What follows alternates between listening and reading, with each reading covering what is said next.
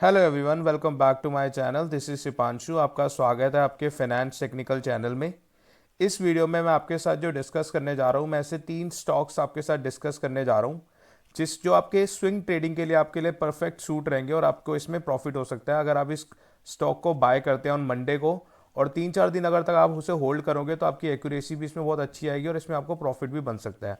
But make sure अगर आप इस चैनल में फर्स्ट टाइम और अभी तक आपने इस चैनल को सब्सक्राइब नहीं करा तो मेक श्योर आप इस चैनल को सब्सक्राइब जरूर कर देना, क्योंकि आपको ऑन अ डेली बेसिस आपको आईपीओ स्टॉक और आपको सारी स्टॉक मार्केट से रिलेटेड आपको अपडेट मिलती रहती है and that will help you to increase your trading skills. Without taking much of your time, चलो चलते हैं स्टॉक की तरफ। तो सबसे पहले मैं आपके साथ जो स्टॉक मैं आपके साथ डिस्कस करने जा रहा हूँ, मैं आपके साथ डिस्कस करने जा रहा हूँ डी मार्ट। तो मैं आपको डी मार्ट का जो स्टॉक है, ये बेसिकली मैंने इसका डेली चार्ट पैटर्न लगा रखा है। और सबसे पहले मैं इस कंपनी के बारे में बता दूं कि कंपनी करती क्या है। तो अगर आप कंपनी के बारे में जानना चाहते हैं तो सबसे पहले मैं आपको बताना चाहूँगा कि ये जो कंपनी है, तो सबसे पहले मैं आपको इस कंपनी के बारे में बता देता हूँ। अगर मैं इस कंपनी की बात करूँ, जो डी मार्ट कंपनी है, ये बेसिकली डी मार्ट कंपनी जो एक इंडियन रिटेल कॉरपोरेशन है that operates a chain of supermarket in India. It was founded by Radha Krishna Damani, जो कि इसके फाउंडर हैं, जो 2022 में इन्होंने फाउंड करी थी। और इसके पोवाई मुंबई में सबसे पहला स्टोर ओपन हुआ था और एज ऑफ नाउ इसके 340 स्टोर हैं अक्रॉस 14 स्टेट्स।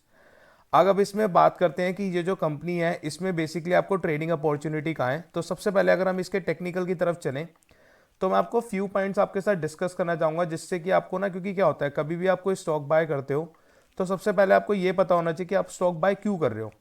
तो सबसे पहले अगर मैं बात करूँ इस स्टॉक के बारे में, तो एज ऑफ नाउ जो स्टॉक का जो प्राइस चल रहा है वो चल रहा है 3693, जो कि इसका फ्राइडे के और जो क्लोजिंग इसने दी है। अब इसमें आपको ट्रेडिंग अपॉर्चुनिटी क्या है, तो सबसे पहले मैं आपको ना फ्यू पॉइंट्स आपको बताना चाहूँगा। अगर आप इस स्टॉक्स को देखोगे, इस पर्टिकुलर एरिया को, यहाँ पे अगर आप देखोगे तो स्टॉक में ना एक शार्प डिक्लाइन आया था, यानी कि यहाँ पे सेलिंग हुई थी। अब उसी सेम एरिया में अगर आप देखोगे ना, यहाँ पे स्टॉक दोबारा से नीचे गिरा है। और अगर मैं इधर बात करूँ तो दोबारा से स्टॉक यहाँ से दोबारा नीचे गिरा है। तो बैक टू बैक आपका स्टॉक इस पर्टिकुलर एरिया से गिर रहा है, जिसका मतलब ये है कि इस एरिया में बेसिकली आपके लिए ना एक रेजिस्टेंस है।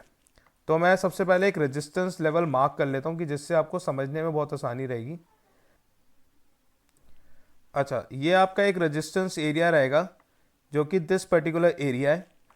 और अगर अब मैं बात करूं इस बेसिकली ट्रेड में आपको अपॉर्चुनिटी क्या है, देखो अगर आप मैं स्टॉक की बात करूं तो साथ ही साथ अगर आप यहाँ पे देखोगे ना, इस एक पर्टिकुलर एरिया पे, यहाँ पे आपको ना बैक टू बैक आपको डिमांड जोन है इस पर्टिकुलर एरिया को, जो मैंने भी मार्क करा है। अब देखो, सबसे पहले ना अब इस स्टॉक का लॉजिक क्या है, मैं आपको इस स्टॉक में आपको बाय करने के लिए क्यों कह रहा हूँ, क्योंकि एज ऑफ नाउ जो स्टॉक का प्राइस चल रहा है वो आपका प्राइस चल रहा है 3693। ये आपका स्टॉक का जो प्राइस है वो आपका दिस पर्टिकुलर एरिया पे आप इसे बाय कर सकते हो 3693 पे। और जो आपका स्टॉप लॉस रहेगा वो भी मैं आपको डिस्कस कर देता हूँ। तो आपका जो स्टॉप लॉस रहेगा वो आपका रहेगा दिस पर्टिकुलर एरिया, जो कि आपका आएगा 3588। ये पर्टिकुलर एरिया आपका स्टॉप रहेगा। अब मैं आपको इसके लॉजिक बताता हूँ कि आपको यहाँ पे इसमें ट्रेडिंग अपॉर्चुनिटी क्या है। देखो, सबसे पहले अगर आप इस स्टॉक को अगर आप ध्यान से देखोगे तो क्या हुआ है, इस पर्टिकुलर एरिया में एक डिमांड आई थी जिसने इसका प्रीवियस जो स्विंग है, वो इस पर्टिकुलर एरिया का जो प्रीवियस स्विंग है इसको इसने ब्रेकआउट किया था। मतलब कि जब भी क्या होता है कि कोई भी कंपनी अगर एक प्रीवियस एरिया के स्विंग को ब्रेकआउट करती है तो उसके बहुत हाई चांसेस होते हैं कि ये एक पर्टिकुलर आपका अच्छा डिमांड एरिया से ये ऊपर की साइड गया है। क्योंकि जगह अगर आप देखोगे इस बार भी क्या हुआ था, अगर इस स्टॉक की मैं बात करूं, ये एक स्विंग हाई था, यहां से एक डिमांड जोन था जिसने इस स्विंग हाई को ब्रेक करा था, और इसी पर्टिकुलर एरिया में आपकी दोबारा से डिमांड आई थी और यहां से देखो स्टॉक दोबारा से ऊपर गया था। अब इस एरिया में, और साथ ही साथ अगर मैं आपको एक बात करूं, अगर आप यहां पे भी देखोगे मैंने आरएसआई भी लगा रखे हैं। अगर मैं आरएसआई की बात करूं तो आरएसआई में बेसिकली ना आपको एक डाइवर्जेंस देखने को मिल रहा है। अगर देखो स्टॉक एक आपका बॉटम आउट कर चुका है, बट आपका जो आरएसआई लेवल है वो आपका कीप ऑन मूविंग अप, मतलब कि आपको एक डाइवर्जेंस दिख रहा है जिसके कारण आपको एक बहुत अच्छी अपॉर्चुनिटी है। और अगर आपका ये स्टॉप आपके अकॉर्डिंग चल पड़ा तो इसमें आपके जो प्रॉफिट के चांसेस हैं वो बहुत अच्छा है, क्योंकि इसमें रिस्क आपका बहुत कम है और आपका रिवॉर्ड बहुत ज़्यादा है। क्योंकि देखो पहला जो आपको टारगेट है वो आपका ये वाला टारगेट रहेगा, जो कि आपका रहेगा 4056, दिस पर्टिकुलर एरिया 4056 का आपका रहेगा, 3693 में आपकी एंट्री होगी। और मैंने आपको जैसे स्टॉक का आपको जो स्टॉप लॉस बताया है वो आपको मैंने स्टॉप लॉस बताया था, let me go and mark it for you again. So this will be आपका ये एक स्टॉप लॉस रहेगा जो कि 3588। तो आपका स्टॉप लॉस बहुत छोटा है और आपका टारगेट बहुत ऊंचा है, जो कि आपको 3 से 4 गुना आपको टारगेट मिल रहा है। तो सबसे पहला ये स्टॉक रहेगा। दूसरा स्टॉक की अगर मैं बात करूं तो जो दूसरा स्टॉक मैं आपको रेकमेंड करूंगा, मैं आपको रेकमेंड करूंगा फेडरल बैंक। अगर आप फेडरल बैंक की अगर मैं बात करूं, ये मैंने डेली का चार्ट लगा रखा है और ये बेसिकली आपको पता है जो कि बैंकिंग कंपनी है, आपको नाम से ही पता चल रहा होगा। अब इस स्टॉक में मैं आपको रिकमेंडेशन क्यों कर रहा हूं, मैं आपको उसका लॉजिक बताता हूं। क्योंकि सबसे पहले अगर इस पर्टिकुलर एरिया को अगर आप देखोगे, यहां पे ये पर्टिकुलर एरिया एक रेजिस्टेंस लेवल रहा है। मैं आपको मार्क करके दिखाता हूं जिससे कि आपको थोड़ा अच्छा समझ आएगा। इस पर्टिकुलर एरिया से स्टॉक नीचे गया, सेकेंड टाइम नीचे गया, फिर थर्ड टाइम इसने बहुत बड़ा नीचे करा। मतलब कि यहाँ पे एक बहुत बड़ा रेजिस्टेंस एरिया था कि यहाँ पे बहुत सप्लाई जोन थी। अगर आप आज की डेट में देखोगे ना तो यहाँ पे एक सप्लाई जोन को इसने ब्रेकआउट करा है। साथ ही साथ अगर मैं इसके बात करूं, इस पर्टिकुलर एरिया को अगर आप आरएसआई को देखोगे तो आरएसआई ने भी आपको 60 के अबव आपको दे दिया है कि आरएसआई का मतलब जो 60 के अबव है, इसका मतलब कि यहाँ पे मोमेंटम बहुत ज्यादा है। और साथ ही साथ अगर आप देखोगे तो ये पर्टिकुलर जो एरिया है ना, इसने एक डब्ल्यू पैटर्न फॉर्म करा है। ये क्या एरिया था, ये इसका स्विंग था, फिर एक ये नीचे गया और आपका अगर देखोगे ना यहाँ पे ये 100 ईएमए को यहाँ से सपोर्ट लेके इसके स्विंग को ब्रेक करके फिर अपनी नेक्स्ट रेजिस्टेंस एरिया को भी ब्रेक कर रहा है। तो that is why this stock it shows कि स्टॉक में स्ट्रेंथ बहुत ज्यादा है। और अगर आप इसकी डिमांड देखोगे तो कितना ये अच्छा इसने एक रैली बनाई है। थोड़ा सा हो सकता है कि आपका स्टॉक नीचे जाए, क्योंकि क्या होता है जब स्टॉक में पूरी रैली आती है तो थोड़ा सा उसका पुल डाउन भी आता है, बट और उसके बाद दोबारा से ये स्टॉक ऊपर की साइड जाएगा। तो इसमें बेसिकली आपकी जो एंट्री एग्जिट रहेगी वो भी आपको मैं डिस्कस कर देता हूं। तो सबसे पहले अगर मैं एंट्री की बात करूं तो एज ऑफ नाउ जो आपको ये स्टॉक मिल रहा है, इसका जो प्राइस चल रहा है वो आपका चल रहा है अभी 164 के करीब। दिस पर्टिकुलर एरिया 164.70 का है।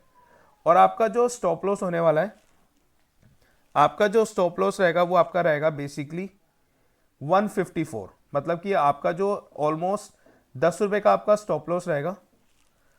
और अगर मैं टारगेट की बात करूं तो ये आपको आराम से 1:3 का आपको टारगेट देगा।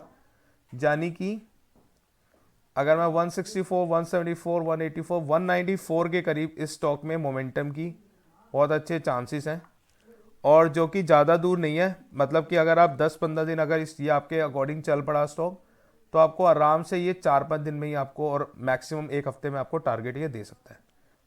ऑलराइट, जो तीसरा स्टॉक मैं आपके साथ डिस्कस करने जा रहा हूँ ना, वो मैं आपके साथ डिस्कस करने जा रहा हूँ एसबीआई लाइफ। एसबीआई लाइफ का जो डेली चार्ट है, मैं आपको इसके सबसे पहले मैं आपको ये बताना चाहूँगा कि जो स्टॉक है इसमें आपको एंट्री क्यों करनी चाहिए और इसमें आपका टारगेट क्या होना चाहिए, ये भी आपको पूरा डिटेल में बताता हूँ। तो सबसे पहले आपको ना इस स्टॉक की अगर मैं बात करूं तो अगर आप देखोगे ये पर्टिकुलर जो एरिया है जो कि मैंने अभी आपके लिए मार्क करा है, दिस पर्टिकुलर एरिया, ये देखिए ये आपका एक रेजिस्टेंस एरिया जहां से स्टॉक पहले नीचे गिरा था, सेकेंड टाइम नीचे गिरा था, थर्ड टाइम नीचे गिरा था और उसके बाद अब इसने इस पर्टिकुलर रेजिस्टेंस एरिया को ब्रेक करा है। साथ ही साथ अगर हम इसके आरएसआई लेवल की बात करें तो आरएसआई में भी देखोगे तो ये बेसिकली हायर हाई बना रहा है, हायर हाई।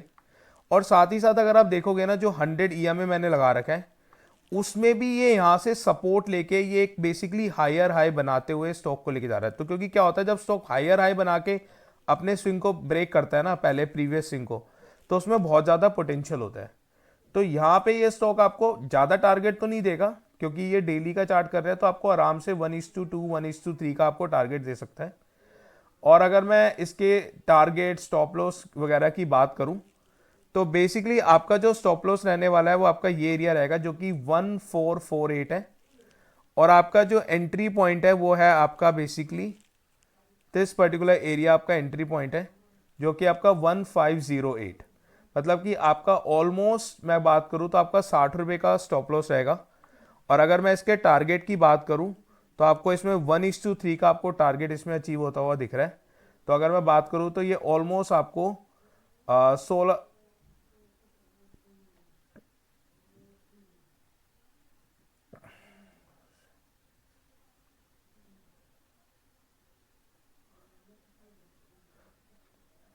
हाँ, अगर मैं इसके टारगेट की बात करूं तो आपको ऑलमोस्ट ये आपको 1680 ऑलमोस्ट 1:3 का आपको टारगेट ये अचीव होता हुआ दिख रहा है। सो ये आपके 3 स्टॉक रहेंगे for today for this week. बाकी अगर आप इस मेक श्योर इस वीडियो को लाइक जरूर कर देना, और अगर आप इस चैनल में फर्स्ट टाइम और अभी तक आपने इस चैनल को सब्सक्राइब नहीं करा तो मेक श्योर इस चैनल को सब्सक्राइब जरूर कर देना, क्योंकि आपको हर वीक आपको 3 ऐसे स्टॉक आपको मिलते रहेंगे रिकमेंडेशन, जिसको अगर आप करते हो वीकली आप ट्रेड करते हो तो आप आराम से 2 से 3% 4% अपना प्रॉफिट आप वीकली कमा सकते हो। और साथ ही साथ आपको डेली बेसिस पे आपको अपडेट मिलती रहेगी कि आपको अभी स्टॉक मार्केट में क्या चल रहा है, that will help you to increase. So that's all from my side, and I'll see you in the next upcoming video. Thank you.